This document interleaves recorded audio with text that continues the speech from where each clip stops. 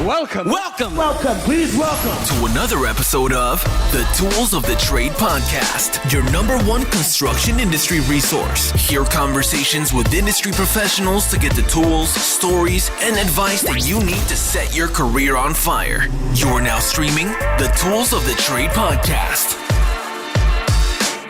This episode of the podcast is brought to you by Netsurance Canada. Get instant online quotes for insurance and bonds, even from a cell phone. Guys, it really is that simple. Just head over to netsurance.ca.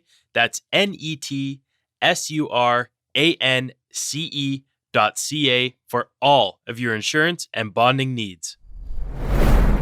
Happy New Year, everyone. Thank you for tuning into the first episode of 2020. I am your host, Colin Toop, and before I introduce this week's guest, I have a few announcements to run through. Number one, don't forget to check out our brand new website at toolspodcast.com. And while you're on the website, don't forget to sign up for the newsletter to stay up to date on blog, article, and episode releases, as well as new and exciting partnerships and offers that will be coming in 2020. That is over on the news tab. Just enter your email and you will get the very next one. Thirdly, audio quality is top of mind here for us. However, the audio of a few upcoming episodes aren't quite up to standards. Those were recorded last year, and we've worked hard to fix this issue through improved technology. So bear with us as we make it through those episodes, this being one of those episodes. Number 4, I would love to hear from you. If you have constructive feedback or if you just like to chat, click on the contact page on the website, fill out the form, and that will send an email straight to me and we can get chatting from there. If you or someone else you know would like to be on the podcast, again, navigate over to the podcast tab in the menu and click Get Interviewed. Fill out your information and we will be in touch. And lastly, we would be nothing without our sponsors. If you, your company, or somebody you know would be interested in sponsoring the show, click the podcast tab. And below that, on sponsorship and advertising, enter your information and we will be in touch. 2020 is off to an amazing start, and I can't wait to bring you more awesome content. And now on to this week's guest.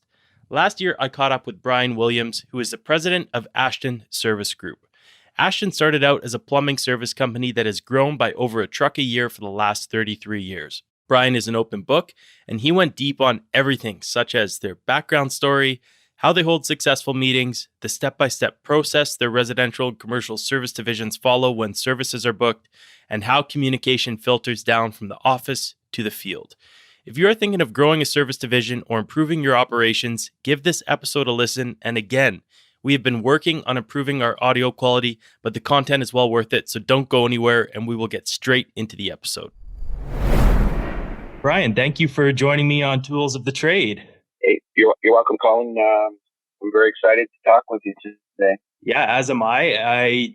The reason I reached out to you in the first place was because I had seen Ashton Service Group vehicles driving around Vancouver, and they always looked nice and wrapped up, and your guys were always in uniform. And when I came out to Toronto and started the podcast, you popped to mind. And it's funny that when we were talking before we got started here that we have some mutual friends back in Vancouver. But I was hoping that we could start with what one might call an elevator pitch, or how you would describe your business to a stranger or somebody that you're meeting for the first time, just so that people can get the gist of what Ashton Service Group is all about. Wow, that's I guess I could go into core values and all that stuff, but I think really what Ashton is all about is in a nutshell, I would say my tagline says one call solves it all. And I think that basically we want our clients it started off in the plumbing mechanical field, but we've evolved into sort of the whole spectrum of the construction industry, that we want if someone calls, we want our staff members to take ownership of that client immediately and work with them from that first call to completion, so that if there is a problem, for example, even if we go into a problem solving, someone might give us a call and say, hey, we got water coming through our ceiling. Well, we're going to come out, we're going to determine what's going on. We're going to, and if we have to involve one, two, three, four other trades, we're going to take care of it for the client, so that they really don't have to be fretting about the other aspects of the trade. So I really sort of put I guess the feeling that my clients, if we were to be described, is a warmth that they know it's handled. So I guess that's kind of a long story, and then once we get into it and start meeting the client, we want to exceed their expectations. And are you guys strictly service, or do you guys do new construction as well? Like what divisions do you have currently within Ashton? Yeah, so we're running three divisions. Residential department, which is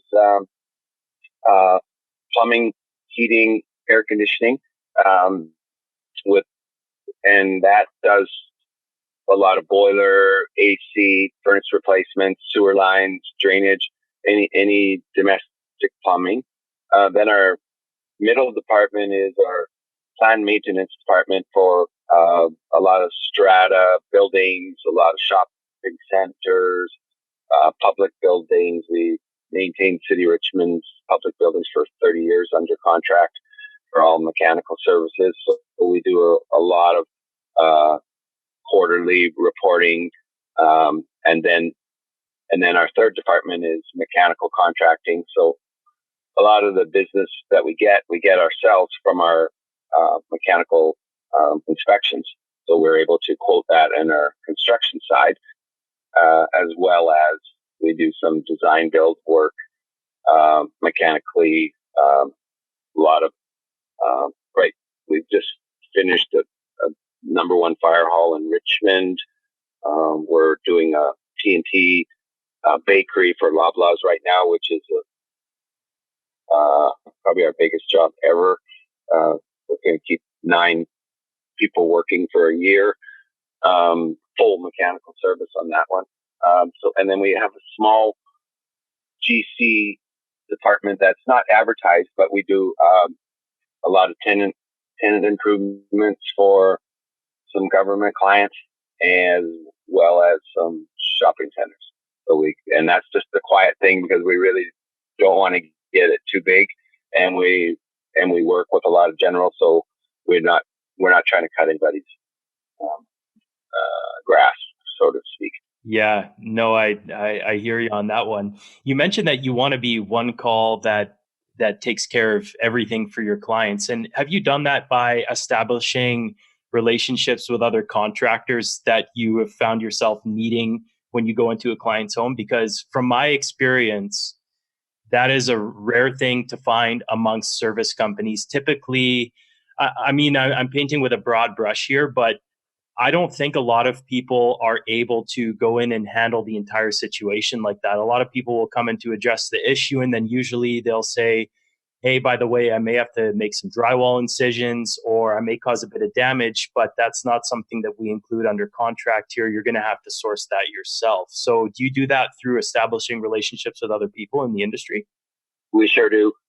We have a vetting process and for subcontractors, and so they'll basically have to come in and interview with us, and then we have a couple pages of stipulations that we'll go through with them, so that they're rowing in the same direction as us. And we built a lot of long-term relationships, so we could have site service guys that are working for us, drywall and paint and patch guys. Electrical is another one. The main trades: plumbing, heating, air conditioning, HVAC, sheet metal. We have Red Seal people at our company to do that. And then our project management work in our GC side, we have in-house people as well. But we keep most of them busy almost every day, so we have very good rapport, and they're protected by us and taken care of in a timely manner. So when we call, they're responsive, which is it takes a lot of coordination and a lot of time building that relationship, because churning and burning the guys that you're working with.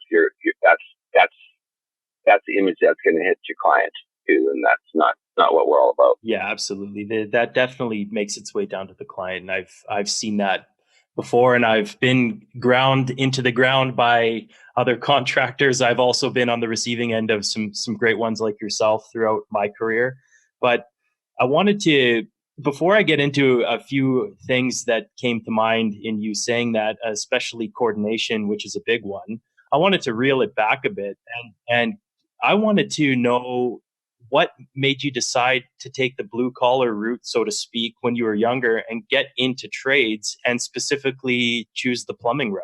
Wow, I could actually. That's a great question. We're actually, I guess I'll lead into what we're up to today because I think it's such a great opportunity right now for that as well. But back to myself, my father was a plumber by trade. Used to help him out on weekends and evenings and doing the odd little plumbing jobs, and then he ran the Oak Ridge Center mechanical operations for a big part of his career. So we'd get calls in the evening at the mall, and I would go with Dad and tag along. So kind of always had a tinkering a bit for that. And then we built a house as I think I was 14 years old, and we had to do the plumbing. So Dad hired a friend of his, and I acted as a gopher, and quite enjoyed it as a helper in the summer. And then we started talking, and he said, you should really think about apprenticeship. And I said, yeah, no, I think that'd be a great idea. But he says, I think you should start at the plumbing supply house first and learn the part. So I got he helped me get a job through some family friends at one of the local plumbing suppliers in BC here. It actually was called BC Plumbing at the time, and now it's B.A. Robinson, who's from Manitoba to British Columbia, great group. And I got a job with them as a receiver, so I was like unloading 40-foot containers of toilets and pottery and hot water tanks and breathing in dust all day. And it was hard work, but I was learning everything. So during that time, I put my name in at BCIT for the pre-apprenticeship program, and it was a couple-year waiting list. And so I got 6 months to the day, I got promoted at, I was 18 years old, and I got promoted to head receiver at BC Plumbing in Burnaby. And it was very exciting for me. And then so I accepted the job.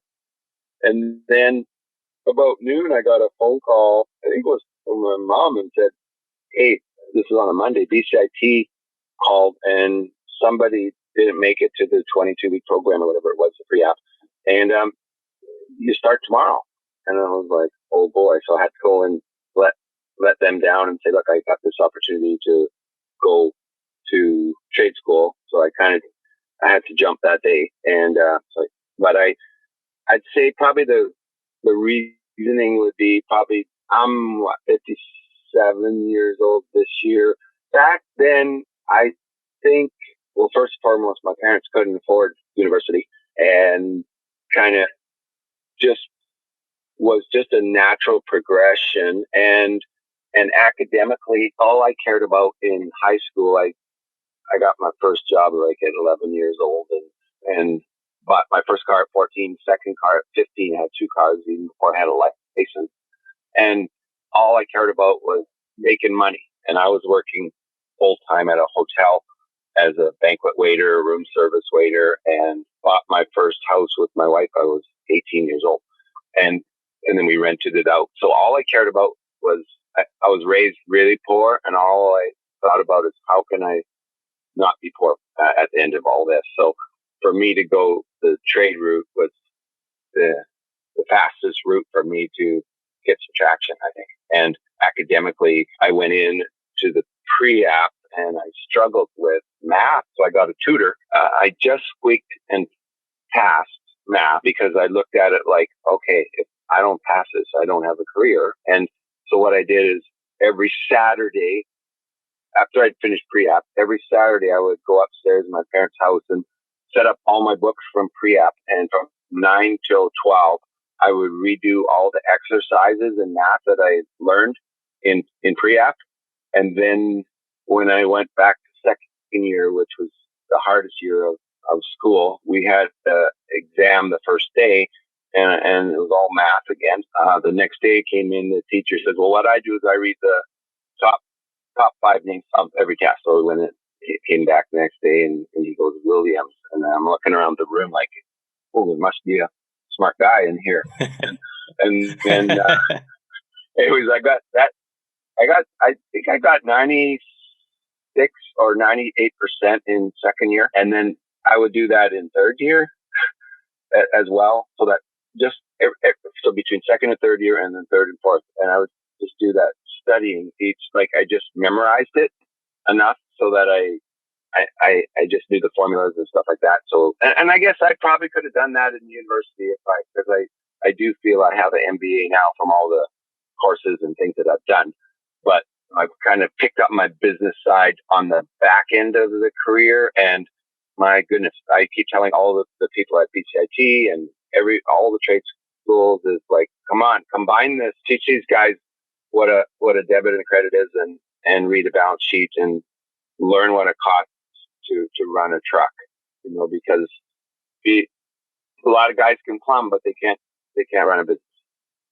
That's right. And I want to underscore a couple things there. You mentioned lack of available funds from your parents for trade school. And for anybody that's listening, I went through the same thing. I went through electrical apprenticeship at BCIT, and there is so many great incentives and grants and things from the government.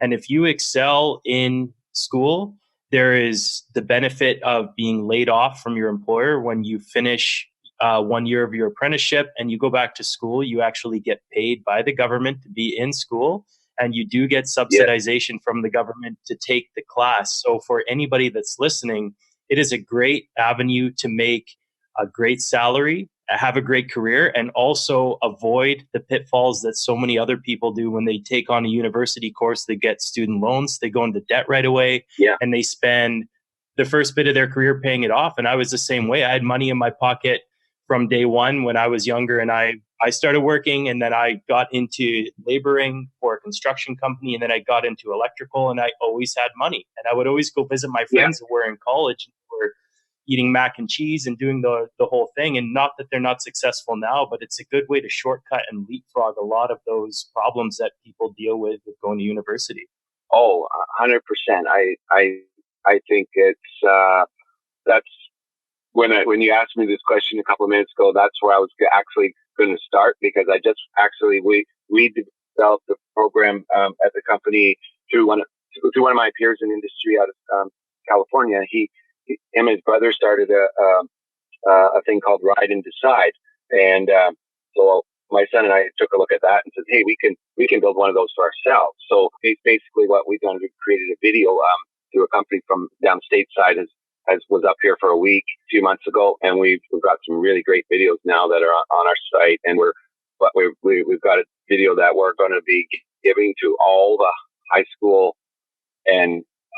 counselors in British Columbia in the schools, as well as at the trade schools, and it's a Ride and Decide program, and we're going to highlight exactly that. We're going to show a graph of if you get into the trade and you start seeing your earning power, and then if you're sitting in a university that you're just stalling, you're adding debt, and the guy in the trades is passing you, and he's at the car dealer buying himself a new Mustang, and then he's buying a house, and then all of a sudden he's a superintendent of his company, and one day he has his own company, and we just show that that snapshot for people, and but the Ride Inside program, what we do is we go into Cortland, BCIT, all the local school boards, Vancouver School Board, Richmond, Delta, and we go to the planning classes and all the shop classes, my son and I, and we have a little presentation we do, So then at the end of it, if any one of the students thinks they might want to be part of the trade, we bring them in with insurance through the schools, and we bring them in, and they get to they got to fill out an application like they're trying to get a real job, and then we have them ride with the different technicians, and they're going to go to HVAC guys, plumbers, you name it. We got a one coming in next week is actually a co-op. That's 3 weeks from the school, but the ride and decide can be a one day, or they could be there all week, whatever they'd like. And we've got 2 great apprentices so far out of that, and we're growing our own. It's funny because when people start to shift their mindset from, trades, it can be hard and it can be a little bit dirty at times, but you are out there building Canada, you're building the States, you're out there physically building the infrastructure that everybody needs to survive and thrive within the country. And the fact that you guys have a program in place to get people interested from the get-go is a huge step, because I think it's such an important and crucial piece to getting more young people interested and help putting our best foot forward to curb the labor shortages that are pending that we read in the news all the time, especially in Vancouver and Toronto, the 2 largest hubs. And we got tons of cranes in the sky and they're begging for people. I was hoping to take a bit of a turn, and I was curious what your mindset was like around entrepreneurship then, when you decided to start your own shop, and versus now, and what you've learned, and if you were maybe naive about entrepreneurship before you started. I know things are a lot different now with technology, but what was your mindset like around entrepreneurship going into starting your own company back then? You know what? It's a quick snapshot. Yeah, I did my apprenticeship with a great company. By second year, I was running my own truck, doing design build work. I was bringing in some great work, and my boss recognized that. So he actually approached me and said, "Hey, do you want to, it was back where there's union and non-union stuff going on, and they were a unionized company." Anyways, he said, "Let me talk to my wife." So anyway, this went on for, I would go visit him like every 4 months and say, "How are you making out? Like, are we going to do something here?" And it went on for a year and a half. Anyways, my father-in-law and my wife and my parents, just kept saying, "Brian, you got so much going for you. Like, why do you need to partner in?" And they're not they're not putting pen to paper here for you, and time's ticking. So why don't you, try it? So we had a family friend, and long story short, got a maintenance contract with BC Housing, and that. So I was working at my boss's house on Thursday, and 3:01, my pager went off. Call Bill Harvey at BC Housing. I called him and said, "You got the job." I said, he said, "Well, the clock like we bid on this maintenance contract." I said, "Oh, when does it start?" He says, "Monday." I said, "Oh, Monday. I don't have nothing. Like I'm working on tools with my boss." So I packed up the tools a little bit after 3, went home, cleaned up, came back, knocked on my boss's door. His wife opened up the door, her chin dropped, and I said, "I need to talk to you." And I said, "Look, I got this opportunity." And they're like, whoa, come on, let's have a drink. So 6 beers later, they're like, "Okay, we're this is what it was going to be. You're going to have 51% of your new company, and we'll have 49, and then you can have 49 of our company, and we'll keep 51, and we'll run 2 companies." And so I went home, told my wife, and she's like, "Yeah, we'll talk about it tomorrow." And so in the morning, she dragged me to a chartered accountant that in little town, and I had a meeting with her, and the chartered accountant said, "Look, these people it's not going anywhere. You should try it." So I was like, "Okay." So we jumped off. We had $10,000 saved in savings. My wife was a loans officer at a bank, and so she kept her job, and I got started. Friday we bought a van. Saturday went down last second, got racking put in it. the Monday morning, went to supplier, filled it with parts, and then I found a sign shop in Richmond called Variety Signs, and nobody had signs on their truck back then, and vinyl lettering was just starting. So by Monday night, he was putting Ashton Mechanical on this thing, and it was ready to go. And I did one service call that day too, as well. But we didn't even have a name yet. So it was like, holy mackerel, so we brought the Atlas out, and we both have some English heritage, and we looked at a town that was, my family's from Liverpool, Chester area, and my wife's was Bolton. So we looked at a town halfway in between, and it was called Ashton, and it was started with an A, and it sounded clean. So we would be first in Yellow Pages if we ever needed to advertise. So I guess I did have entrepreneurial. I kind of knew the right places to be, and always had this drive. But yeah, naive, you better believe it. And you don't have but I was never scared, because I was working 40, like I was doing the service calls like every day, and then every night at 5 o'clock, I would go to Oak Ridge Center, and I would do, they built a new office tower there, and they forgot to seal the ductwork in the whole tower. So I got the job of steering. Yeah. So I would go in every night at 5, me and an apprentice. Well, he wasn't even an apprentice yet. He was just a helper. And we'd get some duct sealer, and we'd seal ducts, till midnight. And then I'd go home and I'd do it all again. And I'd do that Monday to Friday. And then Saturday I would do service calls. Saturday was the easier day. It would be like 7 till 4:30 or 5. And then Sunday would be more laid back, like 10 till 6.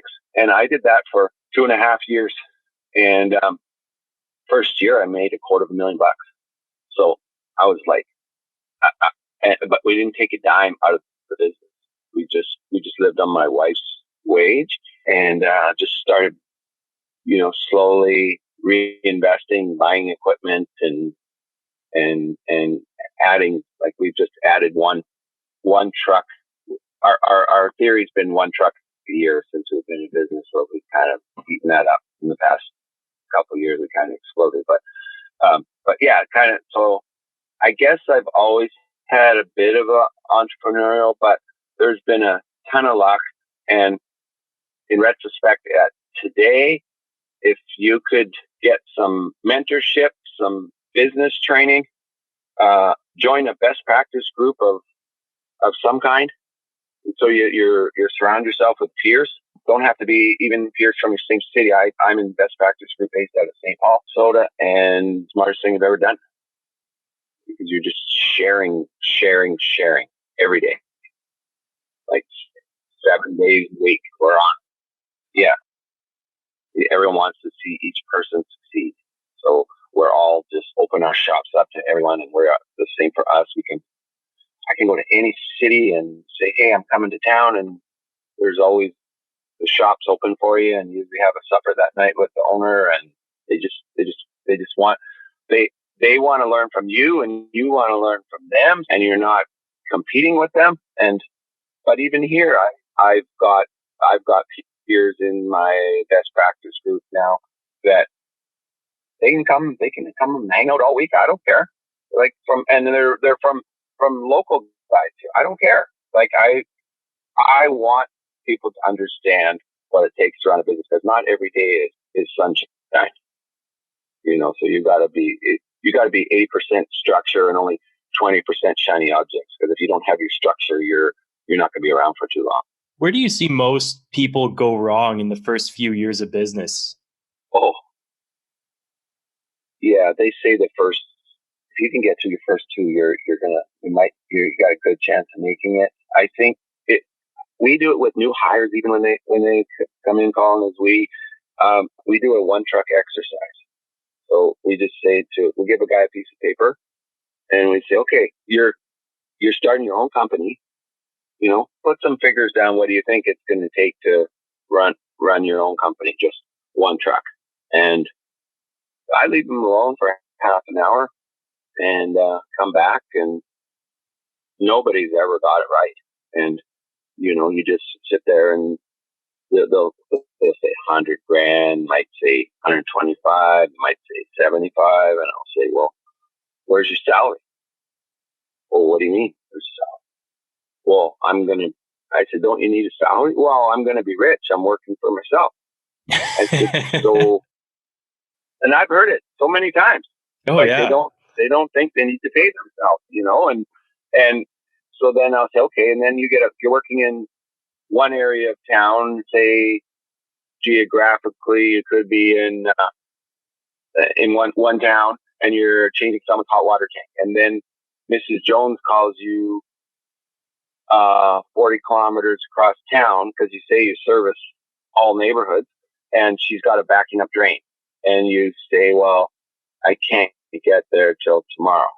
And then, so you lose that call. Or you're driving there and your transmission goes, which you didn't expect, a $3,000 bill. And then the fuel, and then the lawyer, and then the insurance, and then it just on and on and on. So they don't know what it takes to run a business. And I think if you don't make a business plan and stick to it and have a bit of a reserve tank too, you're not going to be here too long. And they do look at, and it's like, I shouldn't compare young people, but let's, you raise your children, and you think, well, we should have what mom and dad have. Well, yeah, maybe you should someday, but you actually got to earn it. And I think that they might see other companies that have been around a long time. Well, we can do it like them. That's easy. But they got no idea what it took to get to that position, and depth and money and time, and broke a few eggs to get there. So they think that it's going to happen fast, and they overpromise a lot of times, and then you can only if you don't have a plan, you're set to you might eke out a living, but if that's the case, your lifestyle might be better suited to have a job with some structure, I guess, because not everybody has the stomach for self-employment either. Like it has highs and it has some lows. Most definitely. Do you find that after you've run that exercise with these guys, that I've seen a similar, not an exercise, but I've been part of an organization that made us more privy to some of the costs. And it really gave me a sense of awareness to put less in my pocket if I was going to the van, or if I was going into the site trailer or the site storage to pick out some material. It made me realize more. And it was an incentive base where you were given profit sharing based on the success of the company. And when you understand how much things cost to run a business, and you start pinching in the correct areas, you take what you need. You're not bringing stuff home with you. You're not throwing stuff out. You're getting an awareness for the business. The business performs better as a whole, and things start to become more organized. So I'm assuming that running an exercise like that with new hires really helps them gain an awareness for the way that they expend materials and pick up stuff from the wholesaler, and planning and all of that stuff that goes into filling your truck. Like, you have to have an awareness that it's not free. It costs money. That's right. And I think every employee has a number. So basically you set targets and KPIs for it doesn't matter what role you have in your business. And if they can stay within the numbers, they have a sense of satisfaction that, a truck has to do X amount of dollars, and there's so many weeks in a month, and they've got to know their billable efficiency and billable hours, so that, if you don't have the scorecard, you might as well not play the game. So we have our weekly and monthlies are posted on board in a residential department, and they know if they got to pick up their game. Because, and it's, at first I was afraid to do that. And people always said, oh, that's not, that's not very nice. You shouldn't be showing this kind of thing. And it's like, well, if you're if you don't run your business like a sports team, how are you going to know if you're successful or not? You got to actually win the day. And if you don't win that day, you better pick it up on a couple more, so that you're in the game, or you're going to be out of business. I've really, really learned that you have to understand what it costs to run the ship, and the staff needs to know, because they want ownership to be successful, and they want to be compensated as well. But we all have to work together and be relatively transparent. I shouldn't say relatively. You got to be very transparent with your people, because you don't want to have the us and them mentality. They have to know the risk that's being put on the table every day by the ownership. Yeah, I think a lot of people keep those types of things really close to their chest.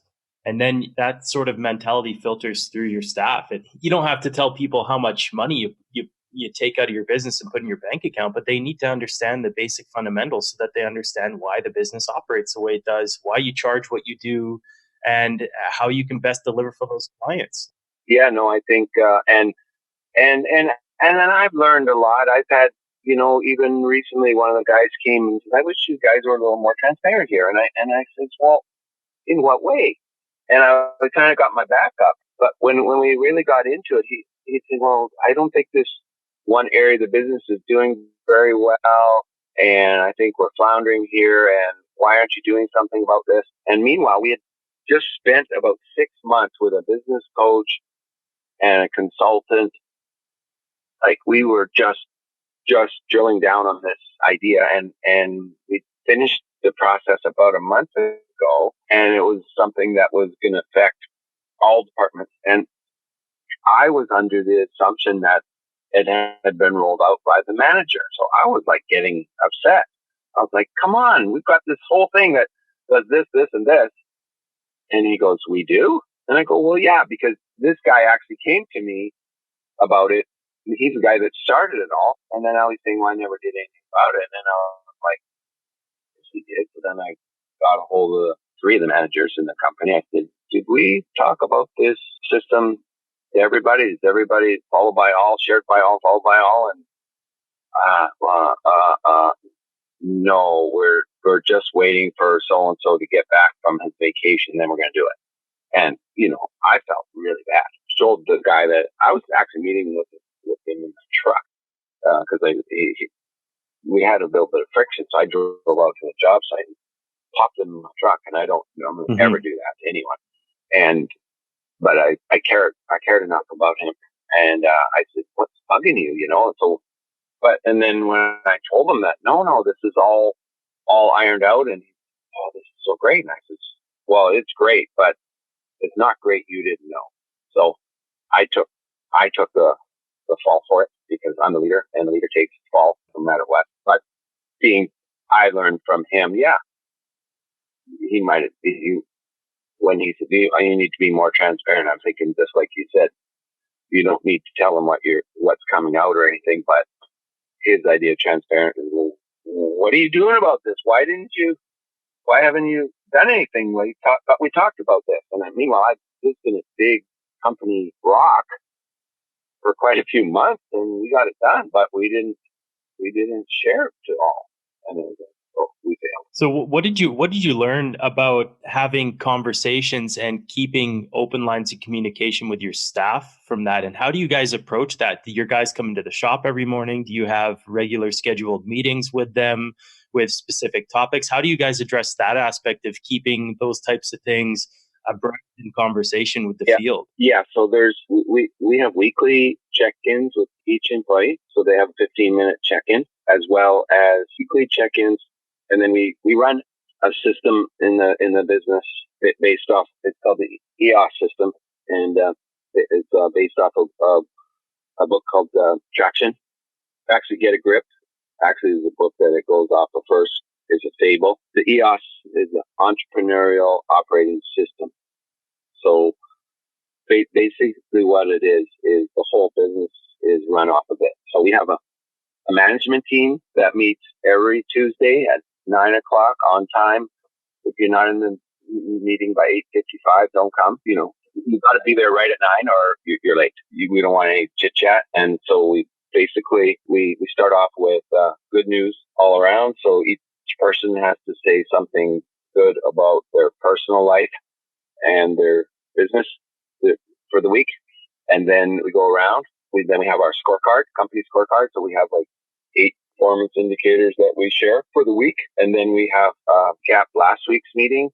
And then we have a to-do list. So all week we run a to-do list. So rather than people running around to each person's office, you write down your to-dos, and then you give your to-do list to our integrator. It's my wife, Julie, who runs the meeting.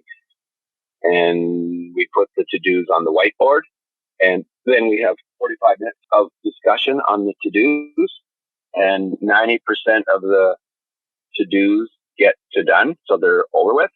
And then you carry the 10% for the next week, as well as each person in the company every quarter has 3 rocks project they work on. So they could be, they're big projects usually. So on the management team, and then you report in, are you on track or off track? Because every quarter we do a 8-hour offsite, and we go through all those. And then, so that goes on. And then once you wrap up with a cascading message, so if there's a message in a meeting that needs to be cascaded to the staff, then the managers will push it back down. And then what happens is each department has one of these level 10, and it's called a level 10 meeting. So you, on a scale of 1 to 10, everyone rates the meeting at the end. And if there's anything under an 8, you basically stop and say, okay, why'd you rate it a 7? Well, because so-and-so looked at his phone, or so-and-so left the room, or something, or we got off track. So then the plumbers have their level 10 meeting. So the plumbers will do the same thing, but it's a condensed meeting. I think in the essence of time, we only run that about half an hour, because we do sales training for the technicians, as well as, new products, vendors, safety. So the guys would have, a plumber would maybe have a task of, he might want to develop an inventory system. So in a 3-month period, the plumber is going to work on the inventory system, and the same deal. So basically everyone has a couple tasks they're working on at every given time. So then in a year, if you have 80 people and everyone has a couple, maybe 4 tasks in a year on average, so you can get 320 items done in your business with everybody being involved. So that's kind of how we get our messaging down to the, and then the guys at the meetings and all the departments, they might have something they want management to know about. Well, the manager who's running that meeting, he brings it to the management level 10 meeting, and then we make a decision on it, and then he takes it back down to them. So it just saves people running around all day, burning up time, and you can be more productive if you're just doing what you're supposed to be doing, rather than visiting people's doorways and throughout the business. So that's a long answer, but the EOS system EOS was based off the Rockefeller habits from a book that Vern Harnish did, and then the EOS is a spin-off for smaller. Is that from Scaling Up? Scaling Up with Vern Harnish? Yes, absolutely. And this is for the EOS system is for businesses up to maybe $50 to $100 million businesses. Sorry, how long did it take you to implement that? Because I'm sure some people listening are thinking that they need to hone in their structure for delivering valuable information amongst team members within an organization.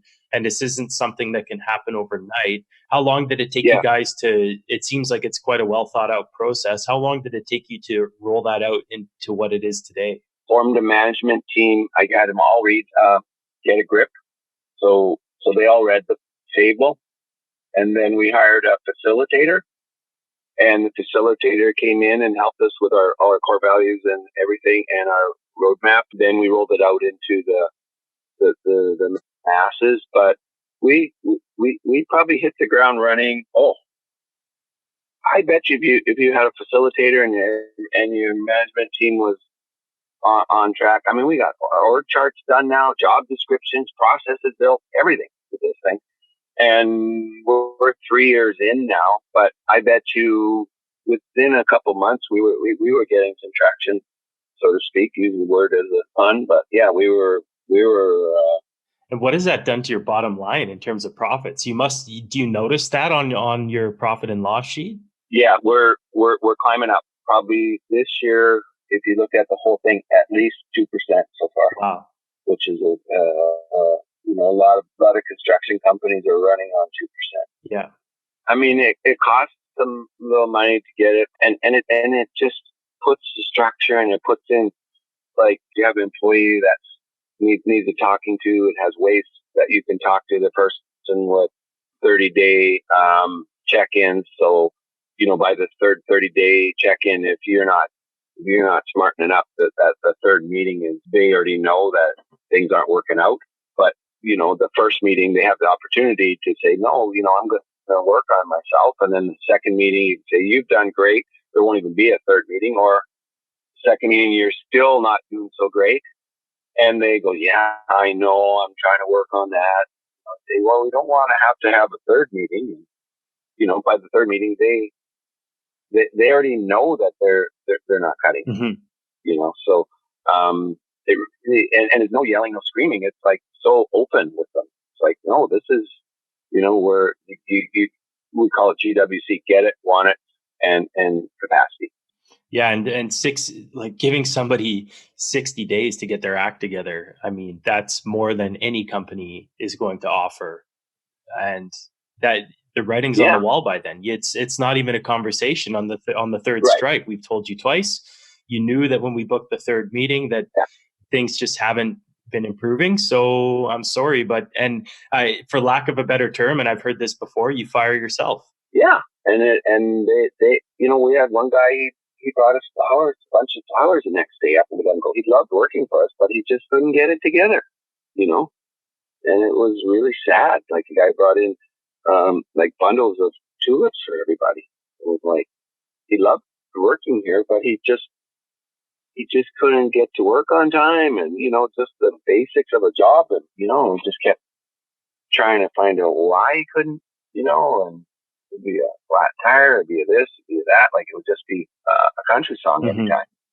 What do you guys do to vet people in your hiring process? What does your hiring process look like to ensure that you have the right people on the bus before any of this awesome training happens or anything like that? What do you guys deploy as a tactic to hire and really weed out the wrong from the right candidate to join Ashton? Yeah, there's a book that we follow, author Jeff Smart. I think it's called Who. And there's some really, really, really good questions in there on interviewing. And the higher level positions, we do it by management team panel. But, like a lot of times people say, can you get us some references? In the Jeff Smart idea, okay, we need 3 references from you. And we need, because a lot of times people, if they work at a place, they say they're not allowed to give out references. Some companies, I think it's BS, but there's some of the government companies and stuff, they'll say, we're not allowed to say. Right. So they kind of go quiet. So it's like, okay, no, you provide us 3 names and phone numbers and what time we can call them. So we put the work back to them. So a lot of people just run on that question alone because, a lot of times people got something to hide. So we put the work on them, but there's so many great questions in there. And then also we have used, through our best practice group, a tool called Wonderlic, and you can do personality profiling. So we just hired our first full-time HR person who's starting in a month. And we're definitely going to be subscribing to the Wonderlic process for her role for hiring, so we can do some personality testing. And we have done color testing on all our managers and our salespeople, so we can sort of find out. We've done disc profiling as well. So if you know a person is a red, white, and I'm a blue and white with a little bit of red. You gotta know how to talk to people and know where they're coming from, because if their personalities are totally different than you, or if they got the same personality as you guys are going to be fighting the whole time. Yeah. You gotta read. You go, that guy's a jerk, and then you start thinking, and then you do the profile, and it's like, holy mackerel, he's the same as me. No wonder, we got the work to do. Yeah. So I think it's well, at least you know how to approach him, and you know the guy's he's got an entrepreneurial mind and thinking the same way as you. And the bad hires, they cost the business so much. And then also we send a lot of people away for training, and people say, "What if?" And you've probably heard this line so many times, but what if we train them and they leave? And we say, well, what if we don't train them and they stay? I said, that's not going to work. Mm-hmm. So, you might as well take a chance and help people increase their worth for themselves and for your business. And yeah, in a year you might lose one or two people that you've sent away to a big training event, but you really need them all to be trained the same way, or it's not fair to the rest of the people. So you have to sometimes take a flyer, and the odd person gets past you. But yeah, we've got people that work for us. We have one of our technicians been here 27 years. We've got an office people is 24. Lots of techs well over 10 years. Another office 14 years. So we run about a 90. I think we based around 91% the last time we checked our retention. So the door doesn't revolve too much. Most of the time we lose someone is, they're going to move to another city because of real estate, cheaper, and they want to commute, or they, that works in this country. Yeah. But yeah, it's rampant for the young people. They want to buy a house and they got to move to Kelowna to do it. And then we're looking at setting up another division east of Vancouver in our 3-year plan, just for that fact, because we want a lot of the youngsters want to buy a house out east of Aldergrove and stuff. So it's like, okay, well, we better get some brick and mortar out that way, because we don't want to lose our people. Yeah. Might as well start doing some servicing and less windshield time for them driving around. The other place I wanted to go was when you guys get a standard request for service, when that call comes in, I was hoping that you could walk me through your process, because typically the way I see it, you get a request in, then somebody has to be in charge of taking the notes as to what that client is requesting and then put it into a schedule for dispatch. So do you guys use some sort of software to ensure that those notes are transferred to the techs? And who's in charge of taking that call? And are they somebody with trade knowledge, or is it like how is that call fielded so that the technician knows what they need before they show up for the job? Yeah, so there's a couple routes. Residentially and commercially are run different call centers in the business. So in the residential department, has someone worked in the trade before? Absolutely not.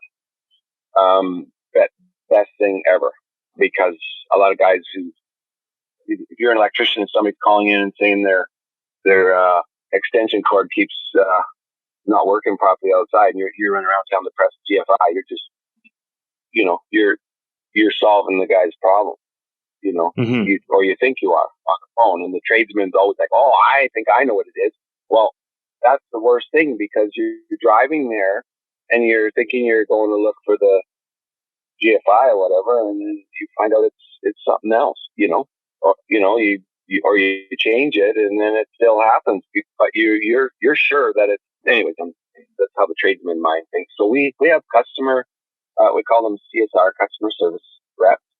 So the customer will call in and we have a software, and so we'll immediately their phone number, if they're a regular customer, they're hooked in live right away. Their information is there, so we know who's calling. We know that we got their address, we've got their email, we've got all their stuff like right away. So is that like a CRM program? Yeah. So we had Okay. a really good one, and we got call tracking on everything we have. Every phone number on the web has a tracking number to it, so we know where our advertising dollars are being spent. So that everything comes through. They, and they'll take down what the request is, and then it will get booked. Actually, we'll give a window, so it'll be like between 8 and 12, or between 1 and 4, and we'll give a window, and then we'll have somebody doing follow-up phone calls throughout the day, saying, okay, he's on time, or it's a 2-year-old furnace that needs dusting, and a big drain line comes in or something. We're like, sometimes we have to call the 2-year-old furnace and say, look, Mr. Jones, we're sorry, but we got a major drain line blacked up. Would it be okay if we come tomorrow, and then we'll waive the dispatch fee for you, or we'll give a little bit of a perk for them so that we haven't upset them too much. So you have to prioritize. So if the furnace is 15 years or older, we're on our way right now, because that thing is past their lifespan, and we have to look at what can keep us busy for the next day, rather like you hate to be that way, but there's calls that might get dropped down because you have to go with what's most urgent to the people who have no heat or something like that. You got to get their furnace looked at like right away, because it was freezing or could be cracked. Especially older ones, the heat exchangers were susceptible to crack. Anything over 10 years and up. So the first thing we're checking is monoxide when we go in the house. But anyways, and then what we do is we send a tech bio to the home, and it has a picture of the technician. It has his hobbies, his family, or whatever he loves to do, and so that when we go to someone's home and we're parked across on the boulevard, and the lady looking out the window can see the Ashton truck, and she can see the technician that we sent his bio and photo. They have a comfort level that, here's the guy that we asked for, or that they said is coming. And it builds trust for the client, as well as the technician feels pretty proud to be that they know a little bit about him coming in. So yeah, it's all done with the guys all have iPads, and everything's done electronically. And on the day of the call, the technician enters the home. What else above and beyond the call are they required to do for that service for that client? Is there anything else that they are required to do to further establish that rapport and trust and the values and the name that they're showing up for? Walk me through that portion. Six-step process.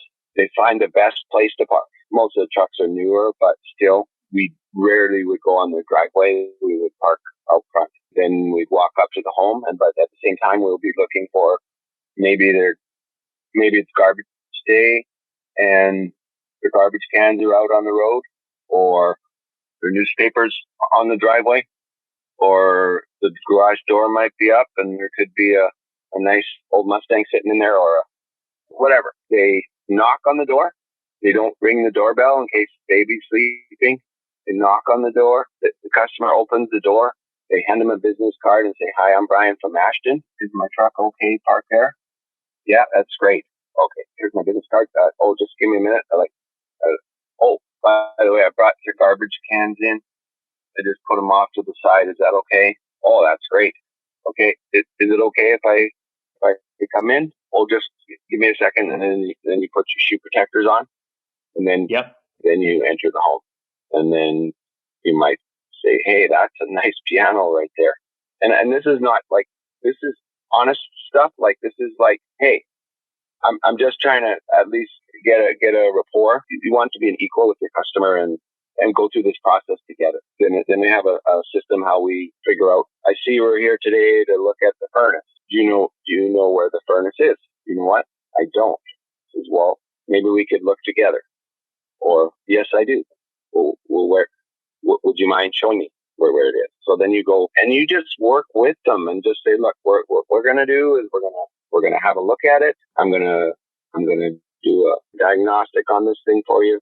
We're gonna go through it. It's gonna take me 15 to 20 minutes to do that, and then just wonder if you'd have like 10 or 15 minutes for me after, and then we could go through my findings. And at the same time, if you have any other concerns in the home, we do whole home inspections as well. We'll find the main water shut off, or then we'll put valve tags on the main water.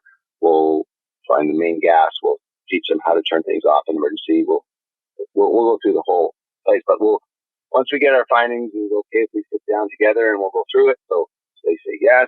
You figure out what's wrong with the furnace. You go back and you also have a list of service offerings that we have, like a honey-do list that you can leave with them. Just say, look, if there's anything else that, maybe the carburetor has not been working right, or they've been asking their husband to do this and that, and, they can tick off a few things, and, you might be able to help them out today with that, or get back another day. And so you come and you sit down and you say, okay, look at your furnace, and, the fan belt is broken, and bearing on the motor is pretty noisy, and things 8 years old. We can oil it up, and I can't really warranty it. We can change the belt. We could put a new motor in. We could warranty that for a year. Or thirdly, we could look at the option of replacing the furnace if you're so inclined, because it is starting to age out. But then they might say, well, we're thinking of moving. And we'll say, okay, well, which option would be best for you? Well, the best option for us would be just to change the motor and put a new valve. Okay, that's fantastic. Would you this much money? We'd like to proceed. Yes. Okay, great. Then you just go do your job, and then when you're finished, you go show them what you've done. You go through it.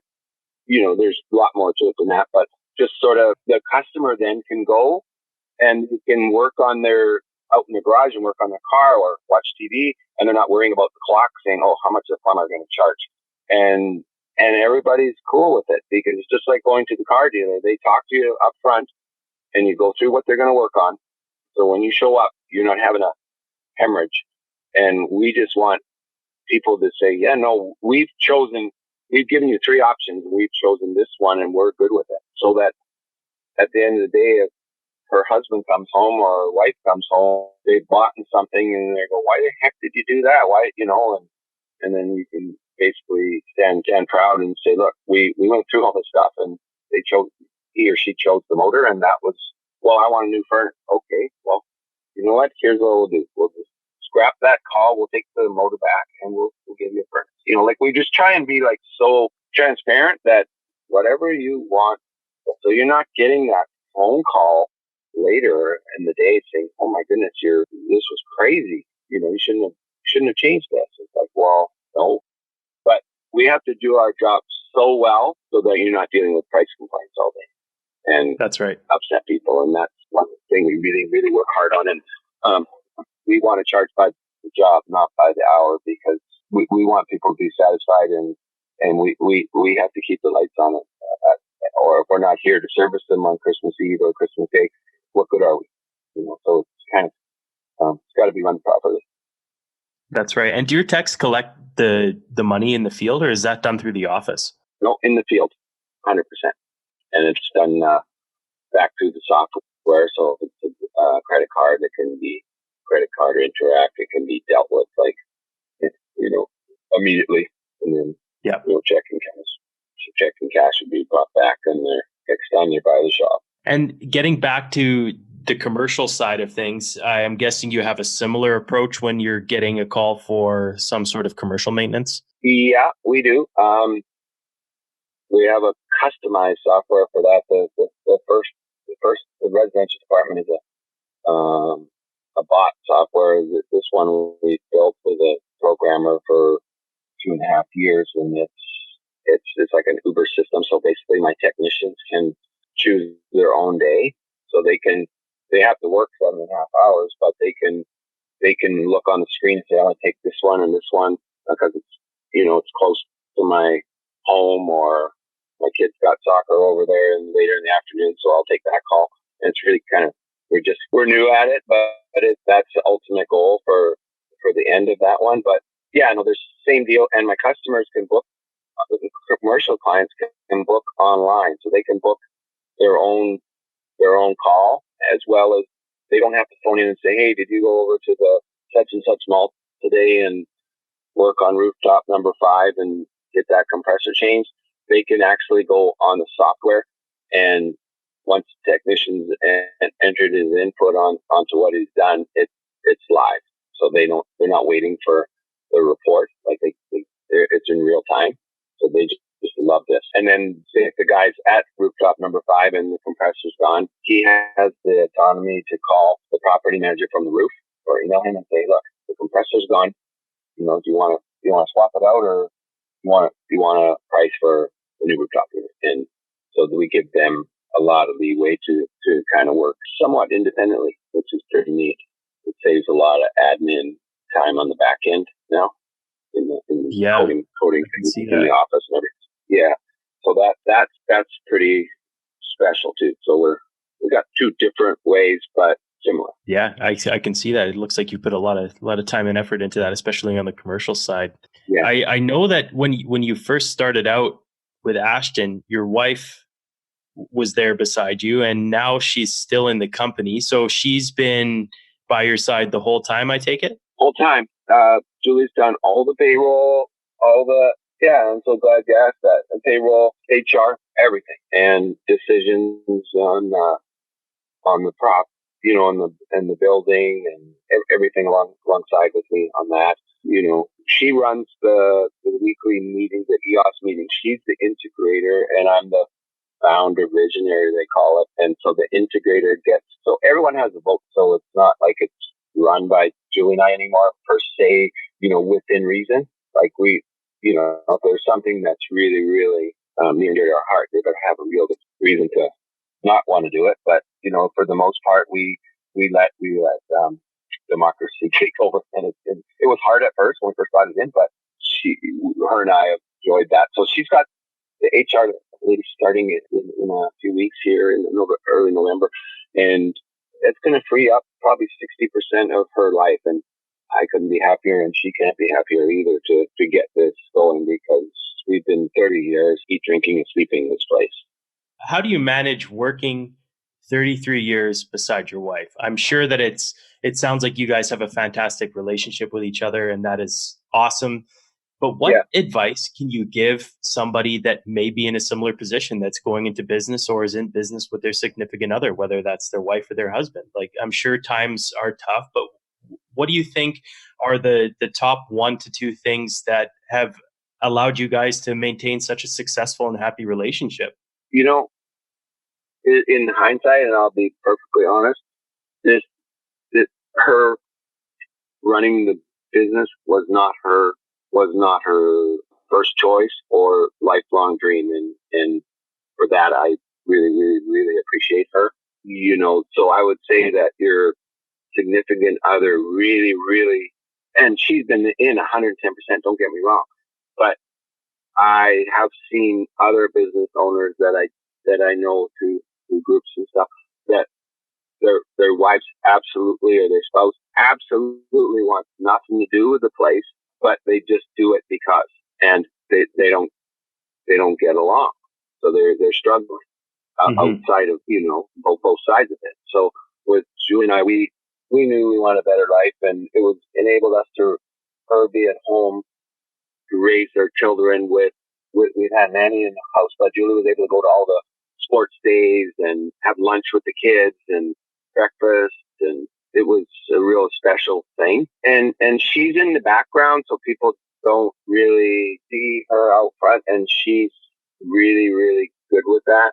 So I think you do need one person out front, but sometimes that can create some, you get all the credit, so you have to make sure that your partner is cool with it. We've been very successful in different things, and anytime I'm accepting an award or anything, I'm dragging her on the stage stage, or I'm letting the crowd know that there's a lot of wisdom behind me, and it's my wife, not all my great ideas, So I think you got to really want to do it together, I guess. So I guess that would be, I think really though, Colin, if you get along in general with your spouse, I think you'll be okay in business. But if it's a bit of any, if there's going to be some headbutting and ego stuff going on, I wouldn't do it. I'd be like, we got to work on the marriage. Forget about, because they're both going to fail, Yeah. So you gotta have the marriage dialed. I think you hit it right off. That we have a great relationship. Well, that's what's made it great on the other side. As we're in our later 50s now, you start visualizing. Okay, what does this look like in 5 years, 10 years? You got to start to think about that. And we're starting now working on making sure we have our proper wills and insurance spot up, and all these things that people don't think about, because you up and die, and then you have this huge tax burden for your family, and your nest egg you thought you had is dwindled away because you got to pay it in taxes, and all that planning is a whole other side of running a business that people don't even think about. Do it when you're just starting, because when you get into it and you're working in your business and not on it, you forget about all that other stuff because you're too busy.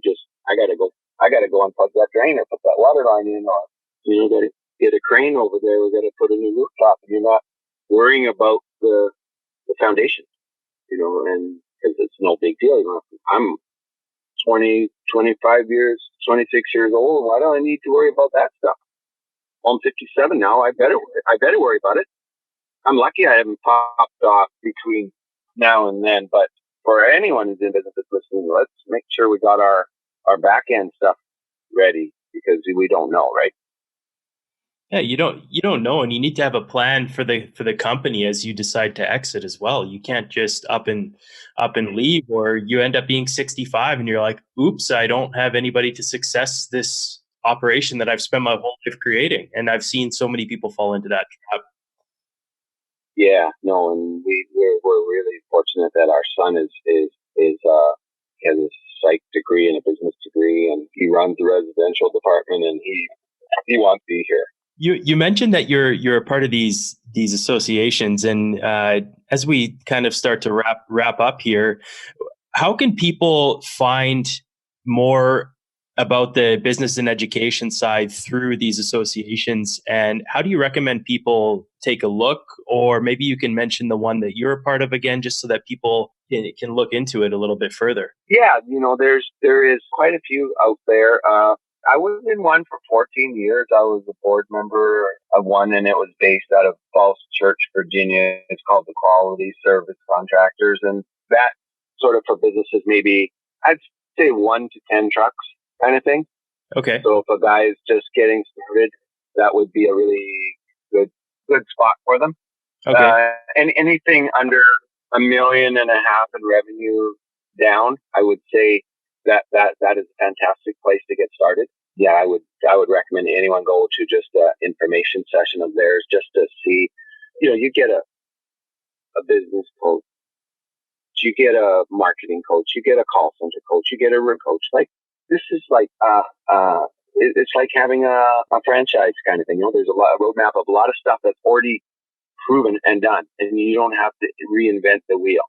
And guys spend their whole life building processes for this and that someone else has already built. So you might as well grab that and don't recreate the wheel too much, because you're going to waste too much time. So that group is that one. And then the one that I'm part of, I'm vice chair, and I'll be chair next year, is Next Star Residential Network. We're based in Minneapolis, St. Paul, and we have approximately 700 members worldwide. And it's member owned, and so you buy in, and you get basically a share.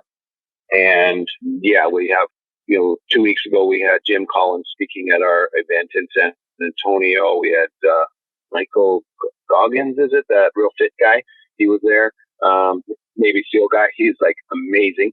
And I was on the stage getting an award, and I came off the stage, and Michael came on, and then we he sat behind me on the plane flying from San Antonio to Los Angeles, and I spoke to him on the walkway down, and then in the holding area after. He was saying, "Hey, I saw you on the stage," and I said, "Yeah, I saw you on the stage," and we're talking, and meet this guy, and I didn't even know who he was, but it was like unbelievable. So we had a leadership meeting with those guys, and good great Jim Collins was like unbelievable, and there's 1,000 people there, and then that was a 3-day event, and we have 2 of those a year, and we had John Maxwell last year, who was unbelievable.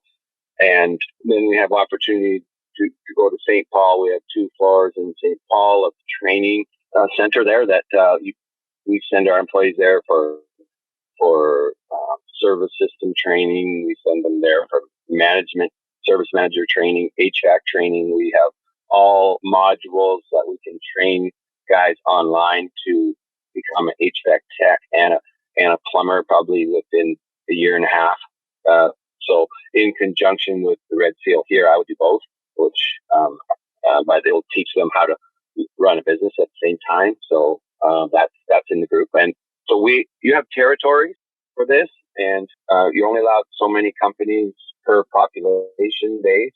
So it's a very special group to be a part of. Because once the territory sells out, they don't allow another company to join. I know we have one, if people listening in Ontario, we got one in we got a lot in Ontario, but one just joined Oakville called Atlas, and they're a really good sized company, and Atlas Care. Thrilled to have them. Yeah, they're friends of ours. I've been trying to get Michael on the podcast. Oh, Michael, I'll wind him up for you. Yeah, there you go. Tell him to reply to my LinkedIn message.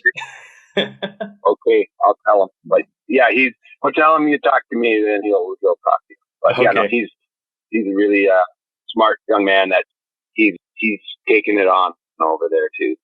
So and his dad has built a great business, and Michael's taking it forward too. So that's we have the same dynamics with my son and Michael, my son Connor, and then Mike his dad going on, him and Roger. So yeah, same idea. But yeah, those are great groups that anyone listening should get in touch with them and just get an information package sent to them. And do they cost you money to be in this? Sure do. But do they make you money and save you money? They sure do. So I look at it as basically you're getting. I feel I almost got an MBA by being part of this group. Like, I've learned so much. It's unbelievable. And it's all relative too. You can't put a price on education. I mean, you can. Early in the podcast, we mentioned going into university, but once you have yourself established, and if you're somewhat A-type and you care about your own personal success, I would highly recommend those things as well. I was a part of one as well, and it's a fantastic way to just share stories and listen and hear and get educated and learn. And you look at the opportunities you've had, Goggins and John C. Maxwell and all these other people that you've had a chance to listen to. You're just part of a great group of people. Right? It does. Yeah. And that's really, you just nailed it right there, because if I could have been in one of these at the beginning, just even the life skills that I've learned, the dedication and looking at yourself in the mirror kind of stuff, it's pretty cool.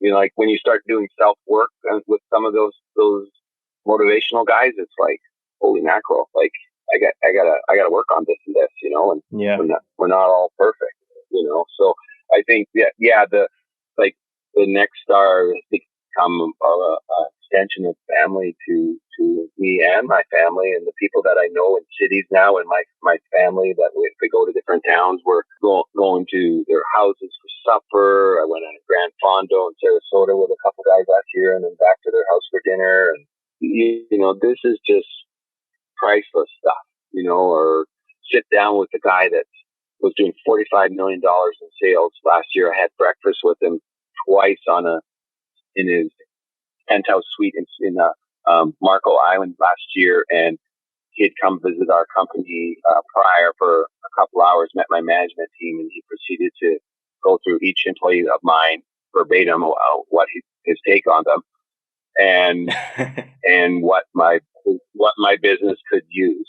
And I mean, and all in positive ways. Like, no, nothing. They're all great people, and it was just like he read them like so well. And, that's free advice. Like we just sat there for hours and he's like, Brian, you need a branding video. People got to know who Ashton is in Vancouver. And he's like, what about east of Surrey? What's going on over there? Why aren't you doing it? Like, and he's just like, his vision and his leadership is like priceless, and he's like, they're not, it's not rocket science, a lot of the stuff either. Like it's right in front of us all, but we get so entrenched in the company because you're in survival mode and you're wearing every hat, right? So, that's right. Yeah. Sometimes it takes that outside perspective to put things into perspective for you in your business. Yeah, absolutely. Yeah. Well, in an attempt to try and wrap things up here, I didn't even get to half the things I wanted to ask you. So I'm sure at some point we'll sit down again. You're just a wealth of information, and it's been an honor and a blessing to be able to chat with you. Brian, where can people find out about Ashton, and where can people get a hold of you if they want to reach out? Where's the best place? Yeah, AshtonServiceGroup.com will be a perfect place to hit our website, and then my email would probably be the best. And it's Brian with an I, Brian W at AshtonServiceGroup.com, all one word. And you're on LinkedIn as well. And I know that Ashton is all over the social medias if you guys want to check them out. And you have 411 reviews on Google with an average 4.6 rating, which is almost unheard of and fantastic rating. And there's a whole list of awards you've won that I got you to write down for me, which I will be displaying on the website as well. And Brian, this has been so much fun, and I really appreciate you making the time on a Saturday afternoon to talk to me. Is there anything else that you'd like to leave the world with before we sign off? You know what? I think that I'm so appreciative of you reaching out, Colin, and it's just been from a guy starting with one truck and a dream with my wife to get to where we're getting. There's been a lot of great things that have been brought to us, and I say to people, don't just be determined, be honest and square with people, and you plant enough bulbs in the ground, it'll grow. And but don't ever forget your family and friends. Perfect. Well, thanks again, Brian, and I look forward to seeing you soon, and we'll chat with you later. That's a wrap. That's a wrap, everybody. Thank you for tuning into this episode of the Tools of the Trade podcast. Don't forget to hit that subscribe button and leave us a 5-star review. For show notes, blog posts, resources, and access to our newsletter, check out toolspodcast.com.